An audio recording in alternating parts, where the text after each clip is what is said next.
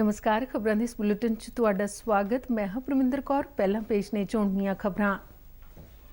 केंद्र वालों कोविड महामारी के लगातार वध रहे मामलों के मद्देनज़र ऑक्सीजन के उत्पादन लिए पीएम केयर्स फंड अधीन 100 नवे हस्पतालों च मैडिकल ऑक्सीजन प्लांट स्थापित करने की योजना। अंतर मंत्राला अधिकारिता समूह वालों केंद्रीय सेहत मंत्रालय को 50,000 मीट्रिक टन मैडिकल ऑक्सीजन की दरामद लिए टेंडर लगाने की हदायत।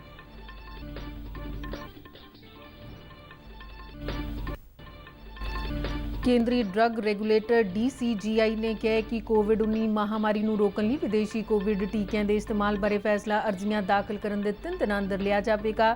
विदेशी टीका लगवाने तो बाद पहले 100 लाभार्थियों को 7 दिनों तक निगरानी हेठ रखने तो बाद इन्हां टीकों के इस्तेमाल की इजाजत दी जाएगी।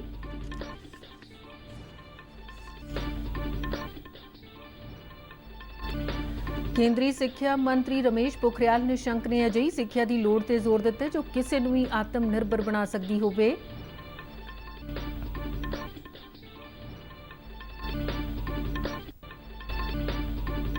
केंद्रीय पेट्रोलियम मंत्री धर्मेंद्र प्रधान ने कहा कि भारत हाइड्रोजन इको प्रणाली के विकास वल तेजी नाल वध रहा है।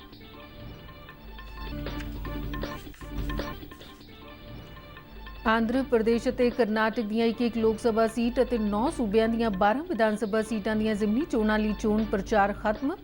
वोटां पश्चिम बंगाल विधान सभा दी 5वें गेड़ दी चोणां नाल ही भलके पवाईयां जाणगीआं। हुण खबरां विस्तार नाल। देश च कोविड-19 महामारी की लगातार विगड़ रही स्थिति और तेजी नाल वध रहे मामलों विचाले मैडिकल उपकरणों और मैडिकल ऑक्सीजन की ढुकवीं सप्लाई को यकीनी बनाने लिए सरकार ने कई कदम चुके हैं।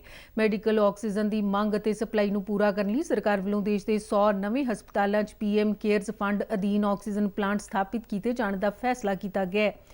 यह फैसला अधिकारिता समूह 2 की एक मीटिंग दौरान कोविड महामारी के मद्देनज़र जरूरी मैडिकल उपकरणों और ऑक्सीजन की उपलब्धता की समीक्षा दौरान लिया गया। मंत्रालय ने आख्या कि प्रैशर स्विंग अब्जॉर्प्शन प्लांट में ऑक्सीजन का निर्माण होता है तो हस्पतालों को लोड़ मुताबिक सप्लाई की जाती है। मंत्रालय ने कहा कि पीएम केयर्स अधीन 162 PSA प्लांट मंजूर किए गए हैं तो इन्हों जल्दी तो जल्दी मुकम्मल करने की हदायत दी गई है। अधिकार समूह 2 ने सेहत मंत्रालय को दूर दुराडे के इलाकों 100 हस्पतालों की शनाख्त करने की हदायत दी है ताकि उत्थे PSA प्लांट स्थापित करने की मंजूरी देने पर विचार किया जा सके। बयान च भी आख्या गया कि कोविड नाल प्रभावित मरीजों के इलाज लिए मैडिकल ऑक्सीजन एक महत्वपूर्ण हिस्सा है तो देश के 12 सूबों च कोरोना के लगातार वध रहे मामलों को देखदे मैडिकल ऑक्सीजन की मंग में तेजी आ रही है। इन्हां राज्यों च महाराष्ट्र, मध्य प्रदेश, दिल्ली, गुजरात, उत्तर प्रदेश, पंजाब, छत्तीसगढ़, कर्नाटक, केरल, तमिलनाडु, हरियाणा ते राजस्थान शामिल ने। अधिकार समूह ने 50,000 मीट्रिक टन मैडिकल ऑक्सीजन दरामद करने लिए टेंडर लगाने का फैसला किया है। सेहत मंत्रालय को टेंडर फाइनल करने की हदायत दी है। समूह ने मंत्रालय को यह भी आख्या कि विदेश मंत्रालय के मिशनों की शनाख्त करे ताकि दरामद के संभावित स्रोतों का पता लगाया जा सके। अधिकार समूह मैडिकल ऑक्सीजन की निर्विघ्न सप्लाई को यकीनी बनाने लिए चुके जा रहे कदमों पर भी लगातार नज़र रख रहा है। केंद्रीय ड्रग रेगूलेटर DCGI देश च कोविड-19 महामारी तो लोगों को सुरक्षित करने लिए विदेशी कोविड टीकों के इस्तेमाल बारे फैसला विदेशी कंपनियों वालों दित्तियां गईयां अर्जियां के 3 दिनों अंदर लवेगा। सेहत मंत्रालय ने इस बारे जानकारी दिंदियां दस्सिया कि सरकार ने अमरीका के FDA, EMA, इंग्लैंड के MHR, जापान के PMDA या एमरजेंसी की स्थिति च इस्तेमाल किए जाने वाले विश्व सेहत संगठन तो मंजूरशुदा कोविड टीके को अधिकारित करने बारे यह फैसला लिया गया। केंद्र ने बीते मंगलवार देश च विदेशी कोविड टीका जल्दी तो जल्दी उपलब्ध कराने के तौर तरीकों को मंजूरी दी सी।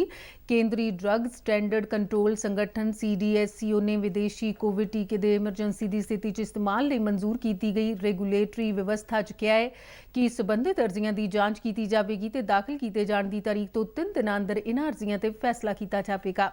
इन्हां टीकों की एमरजेंसी की स्थिति च सीमित इस्तेमाल की कुछ शर्तों नाल इजाजत दी जाएगी तो राष्ट्रीय कोविड टीकाकरण प्रोग्राम के दिशा निर्देशों अनुसार ही इन्हां दा इस्तेमाल किया जाएगा। DGCI ने कहा कि टीका लगवाने तो बाद पहले 100 लाभार्थियों 7 दिनों तक निगरानी हेठ रखा जाएगा तो इस तो बाद ही टीकाकरण प्रोग्राम लिए इन्हां टीकों के इस्तेमाल की इजाजत दी जाएगी। ਕੇਂਦਰੀ ਸਿੱਖਿਆ ਮੰਤਰੀ ਰਮੇਸ਼ ਪੋਖਰਿਆਲ ਨਿਸ਼ੰਕ ਨੇ ਅਜਿਹੀ ਸਿੱਖਿਆ ਦੀ ਲੋੜ ਤੇ ਜ਼ੋਰ ਦਿੱਤਾ ਹੈ ਜੋ ਆਤਮ ਨਿਰਭਰ ਬਣਾ ਸਕਦੀ ਹੋਵੇ। Indira Gandhi national open university IGNOU ਦੇ 34ਵੇਂ ਕਨਵੋਕੇਸ਼ਨ ਸਮਾਗਮ ਨੂੰ ਵਰਚੁਅਲ ਤੌਰ ਤੇ ਸੰਬੋਧਨ ਕਰਦਿਆਂ ਪੋਖਰਿਆਲ ਨੇ ਕਿਹਾ ਕਿ ਨਵੀਂ ਸਿੱਖਿਆ ਨੀਤੀ ਆਤਮ ਨਿਰਭਰਤਾ ਦੀ ਇੱਕ ਮੁੱਖ ਵਿਸ਼ੇਸ਼ਤਾ ਹੈ ਜੋ ਵੋਕੇਸ਼ਨਲ ਐਜੂਕੇਸ਼ਨ ਨੂੰ ਸਿੱਖਿਆ ਪ੍ਰਣਾਲੀ 'ਚ ਰਚਨਾਤਮਕ ਤਬਦੀਲੀਆਂ ਨਾਲ ਜੋੜਦੀ ਹੈ। ਉਨ੍ਹਾਂ ਆਖਿਆ ਕਿ 50% ਕੁੱਲ ਦਾਖਲਾ ਅਨੁਪਾਤ ਹਾਸਲ ਕਰਨ ਲਈ ਯੂਨੀਵਰਸਿਟੀ ਨੂੰ ਮਹੱਤਵਪੂਰਨ ਯੋਗਦਾਨ ਦੇਣਾ ਹੋਵੇਗਾ।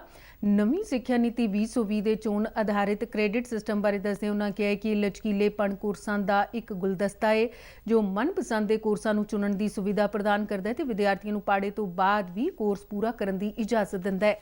ਉਹਨਾਂ ਮੌਜੂਦਾ ਅੰਡਰ ਗ੍ਰੈਜੂਏਟ ਅਤੇ ਪੋਸਟ ਗ੍ਰੈਜੂਏਟ ਪ੍ਰੋਗਰਾਮਾਂ ਨੂੰ ਮੁੜ ਤੋਂ ਤਿਆਰ ਕਰਨ ਦੀ ਅਪੀਲ ਕੀਤੀ ਤੇ ਕਿਹਾ ਹੈ ਕਿ ਦੇਸ਼ ਦੀਆਂ ਲੋੜਾਂ ਅਨੁਸਾਰ ਅਜੇ ਨਵੇਂ ਪ੍ਰੋਗਰਾਮਾਂ ਤੇ ਕੰਮ ਕਰਦਿਆਂ ਕੀਤਾ ਜਾਣਾ ਚਾਹੀਦਾ ਜਿਸ ਨਾਲ ਵਿਦਿਆਰਥੀਆਂ ਨੂੰ ਨਾ ਸਿਰਫ ਸਿੱਖਿਆ ਹਾਸਲ ਹੋਵੇਗੀ ਬਲਕਿ ਰੁਜ਼ਗਾਰ ਵੀ ਪ੍ਰਾਪਤ ਹੋਵੇਗਾ।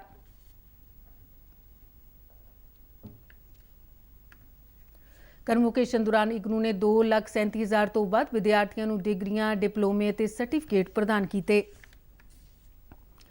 ਕੇਂਦਰੀ ਪੈਟਰੋਲੀਅਮ ਤੇ ਕੁਦਰਤੀ ਗੈਸ ਮੰਤਰੀ ਧਰਮੇਂਦਰ ਪ੍ਰਧਾਨ ਨੇ ਕਿਹਾ ਕਿ ਭਾਰਤ ਹਾਈਡਰੋਜਨ ਇਕੋ ਪ੍ਰਣਾਲੀ ਦੇ ਵਿਕਾਸ ਦੇ ਰਸਤੇ ਤੇ ਤੇਜ਼ੀ ਨਾਲ ਵਧ ਰਿਹਾ ਹੈ। ਹਾਈਡਰੋਜਨ ਅਰਥ ਵਿਵਸਥਾ ਨਵੀਂ ਦਿੱਲੀ ਡਾਇਲੌਗ 2021 ਵਿਸ਼ੇ ਤੇ ਆਯੋਜਿਤ ਸਮਾਰੋਹ 'ਚ ਪ੍ਰਧਾਨ ਨੇ ਕਿਹਾ ਕਿ ਭਾਰਤੀ ਊਰਜਾ ਖੇਤਰ ਵਿੱਚ ਹਾਈਡਰੋਜਨ ਗੈਸ ਦੇ ਵੱਧ ਤੋਂ ਵੱਧ ਇਸਤੇਮਾਲ ਲਈ ਭਾਰਤ ਨੇ ਕਈ ਪਹਿਲਕਦਮੀਆਂ ਕੀਤੀਆਂ ਨੇ। ਉਨ੍ਹਾਂ ਆਖਿਆ ਕਿ ਇਸ ਸਾਲ ਦੇ ਕੇਂਦਰੀ ਬਜਟ ਵਿੱਚ ਰਾਸ਼ਟਰੀ ਹਾਈਡਰੋਜਨ ਮਿਸ਼ਨ ਦਾ ਐਲਾਨ ਕੀਤਾ ਗਿਆ ਹੈ। ਉਨ੍ਹਾਂ ਆਖਿਆ ਕਿ ਇਸਤੇਮਾਲ ਦੇ ਤੌਰ ਤੇ ਦਿੱਲੀ 'ਚ ਕੰਪਰੈਸਡ ਕੁਦਰਤੀ ਗੈਸ ਅਤੇ ਹਾਈਡਰੋਜਨ ਨੂੰ ਮਿਲਾ ਕੇ 50 ਬੱਸਾਂ ਚਲਾਈਆਂ ਜਾ ਰਹੀਆਂ ਨੇ ਤੇ ਸਰਕਾਰ ਦੇਸ਼ ਦੇ ਹੋਰ ਵੱਡੇ ਸ਼ਹਿਰਾਂ 'ਚ ਵੀ ਕੁਦਰਤੀ ਗੈਸ ਅਤੇ ਹਾਈਡਰੋਜਨ ਦੀ ਮਿਲਾਵਟ ਕਰਕੇ ਬੱਸਾਂ ਚਲਾਉਣ ਦੀ ਯੋਜਨਾ ਬਣਾ ਰਹੀ ਹੈ। ਆਂਧਰਾ ਪ੍ਰਦੇਸ਼ ਦੀ ਤਿਰੂਪਤੀ ਅਤੇ ਕਰਨਾਟਕ ਦੀ ਬੇਲਗਾਮ ਦੀ ਇੱਕ ਲੋਕ ਸਭਾ ਸੀਟ ਅਤੇ 9 ਸੂਬਿਆਂ ਦੀਆਂ 12 ਵਿਧਾਨ ਸਭਾ ਸੀਟਾਂ ਦੀ ਜ਼ਿਮਨੀ ਚੋਣ ਲਈ ਚੋਣ ਪ੍ਰਚਾਰ ਕੱਲ੍ਹ ਸ਼ਾਮ ਨੂੰ ਖਤਮ ਹੋ ਗਿਆ। ਇਹਨਾਂ ਦੋਵਾਂ ਲੋਕ ਸਭਾ ਸੀਟਾਂ ਤੇ ਵੱਖ-ਵੱਖ ਸੂਬਿਆਂ ਦੀਆਂ 12 ਵਿਧਾਨ ਸਭਾ ਸੀਟਾਂ ਲਈ ਵੋਟਾਂ ਪੱਛਮ ਬੰਗਾਲ ਦੀਆਂ ਵਿਧਾਨ ਸਭਾ ਚੋਣਾਂ ਦੇ 5ਵੇਂ ਗੇੜ ਦੀਆਂ ਚੋਣਾਂ ਨਾਲ ਹੀ ਭਲਕ ਨੂੰ ਇੱਕੋ ਸਮੇਂ ਪਵਾਈਆਂ ਜਾਣਗੀਆਂ। ਜਿਨ੍ਹਾਂ ਵਿਧਾਨ ਸਭਾ ਸੀਟਾਂ ਦੀਆਂ ਜ਼ਿਮਨੀ ਚੋਣਾਂ ਲਈ ਭਲਕੇ ਵੋਟਾਂ ਪਵਾਈਆਂ ਜਾਣੀਆਂ ਨੇ ਉਹਨਾਂ 'ਚ ਰਾਜਸਥਾਨ ਦੀਆਂ 3, ਕਰਨਾਟਕ ਦੀਆਂ 2, ਗੁਜਰਾਤ, ਝਾਰਖੰਡ, ਮੱਧ ਪ੍ਰਦੇਸ਼, ਮਹਾਰਾਸ਼ਟਰ, ਮਿਜ਼ੋਰਮ, ਤੇਲੰਗਾਨਾ ਤੇ ਉੱਤਰਾਖੰਡ ਦੀ ਇੱਕ ਸੀਟ ਸ਼ਾਮਿਲ ਹੈ।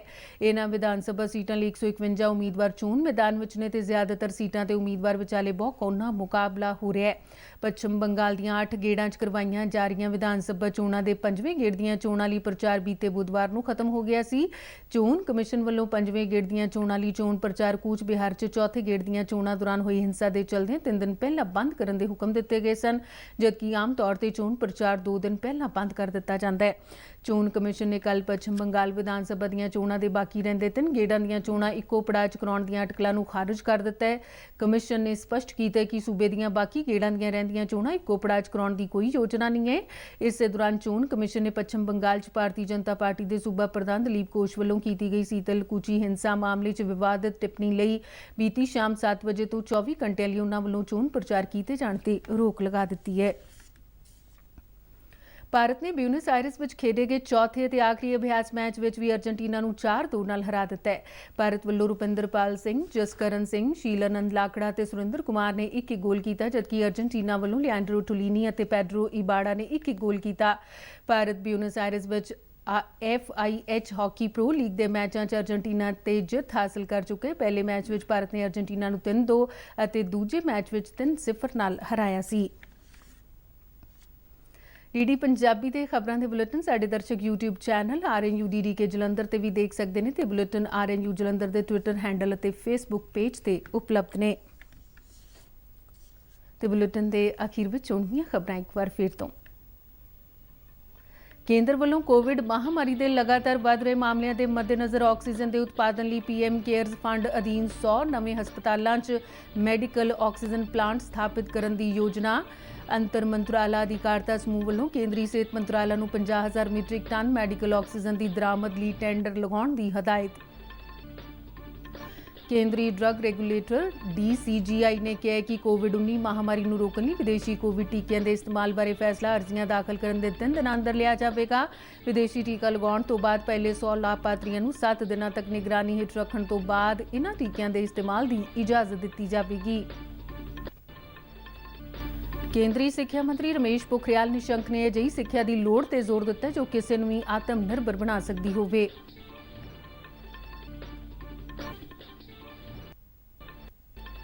ਕੇਂਦਰੀ ਪੈਟਰੋਲੀਅਮ ਮੰਤਰੀ ਧਰਮਿੰਦਰ ਪ੍ਰਧਾਨ ਨੇ ਕਿਹਾ ਕਿ ਭਾਰਤ ਹਾਈਡਰੋਜਨ ਇਕੋ ਪ੍ਰਣਾਲੀ ਦੇ ਵਿਕਾਸ ਵੱਲ ਤੇਜ਼ੀ ਨਾਲ ਵਧ ਰਿਹਾ ਹੈ।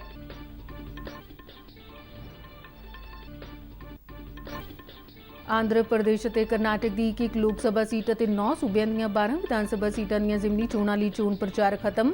ਵੋਟਾਂ ਪੱਛਮ ਬੰਗਾਲ ਵਿਧਾਨ ਸਭਾ ਦੀਆਂ 5ਵੇਂ ਗੇੜ ਦੀਆਂ ਚੋਣਾਂ ਨਾਲ ਹੀ ਭਲਕੇ ਪਾਈਆਂ ਜਾਣਗੀਆਂ। ਤੇ ਇਸ ਦੇ ਨਾਲ ਹੀ ਖਬਰਾਂ ਦਾ ਬੁਲੇਟਿਨ ਖਤਮ ਹੁੰਦਾ ਹੈ। ਨਮਸਕਾਰ।